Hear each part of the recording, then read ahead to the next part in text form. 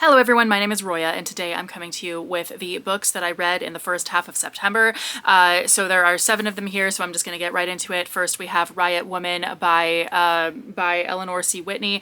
This is basically a series of essays by the same person, about joining the Riot Girl punk movement and basically feminism in Portland and all of that. And this was somewhat insightful, and I somewhat relate to it in that I just recently joined a Riot Girl-esque punk band, which has been so fun. And so a lot of I can see the similarities between what we're doing and what folks in this book were doing.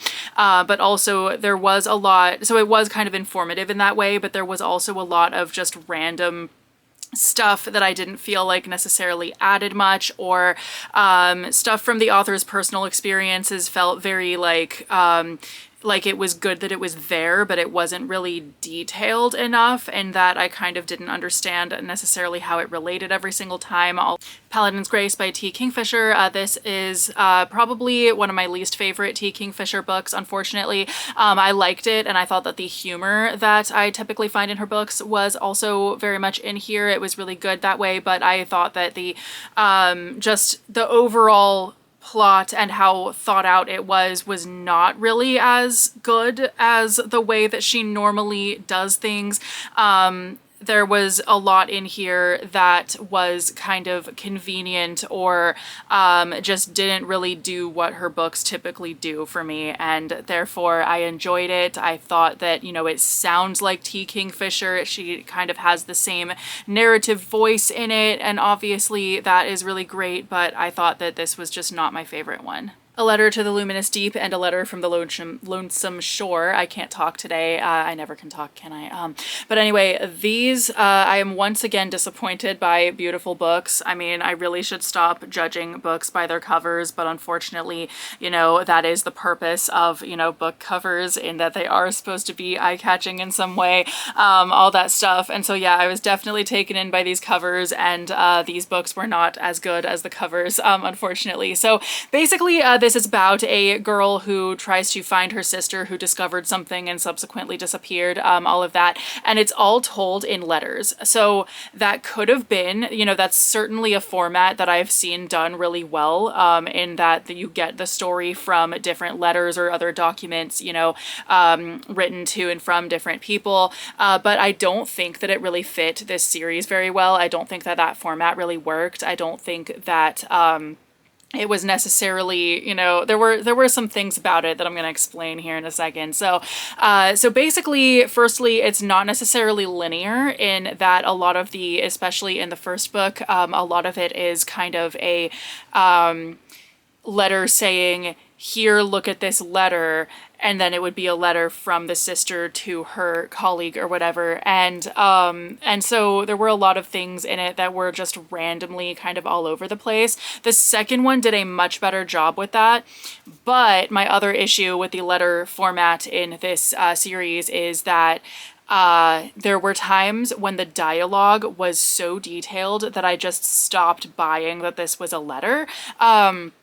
So, and I say this as somebody whose teenage diary entries did in fact contain all of the dialogue from my entire day. So I do understand that in a world where most of the correspondence, most of the things you hear from people are letters, so I do understand that there is a certain amount of detail that does go into a letter, but the way that these letters, that some of these letters were, they were very, like, they really wrote the dialogue as if it were,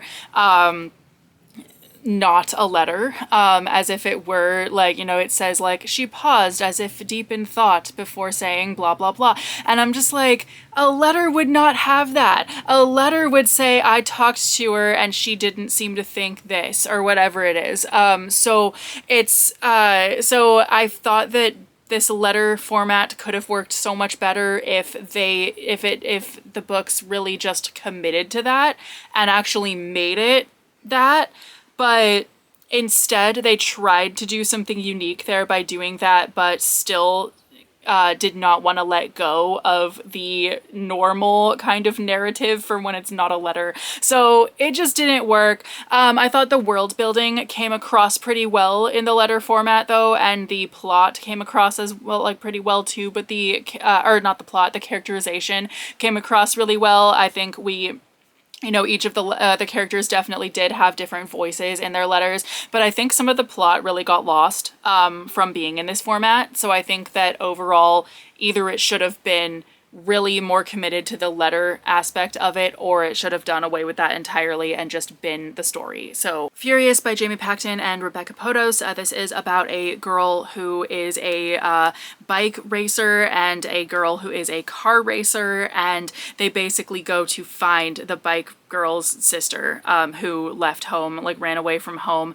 when she was like college age, like dropped out of school, just said goodbye, and her parents never heard from her again, all that stuff. And so this book really was, first of all, we get dual perspectives. You know, the book is told from the points of view of each of the characters, and even though this is written by two people, I could not tell the difference between the narration of each of the two characters at all. I was constantly forgetting which one of them had a dead mom, which one of them, was trying to get into a program, all that other stuff. And so I kept getting like really confused. And the plot didn't really have high stakes until almost at least in the second half of the book. So basically I thought that this was kind of good in that, the second half of the book was really good. The ending had a really good resolution and brought it all together. And I thought that was really good that way. But overall, this was just not, I don't think this book was really for me. The Wind Weaver, this is I don't even know how to describe this. The beginning of the book, has kind of Carnival Row vibes to it. This is about a half-fae main character, and she basically figures out that she has this unique ability that only one person like per generation has, so she ends up having to go and be with all the noble people who want her to do all this stuff, and so there's a lot of like courtly intrigue and all this other stuff that she has to navigate. And so it was really good at times. I thought that this book was it could have been so much better. I think I understand what it was trying to do, but it was really all over the place. It didn't really have high enough stakes, and overall, I didn't end up being all that entertained by most of what was in the book. Unfortunately, it wasn't bad. I think it was kind of worth the read, but it just wasn't really as for me as I thought it was going to be. Princess of Blood, this is the sequel to Servant of Earth, which I just read like last month. This one I think was not as good in that the sheer amount of suspense and unput down ability that the first book had was completely gone from this one. It didn't really have the because I really could not put that one down. It was insane. So this one did not have that. However, the first one, I think you may remember if you saw my video about that one, I said it was really, really predictable in that I predicted every single thing that was going to happen, no matter how specific it was. Like, I knew exactly what was going to happen. Thankfully, this did not happen with this book. It was definitely a very, very different book, completely, because it's basically dealing with mainly the aftermath of the previous book. So we're getting a whole different story with the same characters. It is no longer about a contest. It is about political intrigue and division among people, and there isn't really an overarching bad guy they're trying to defeat either because he's already died.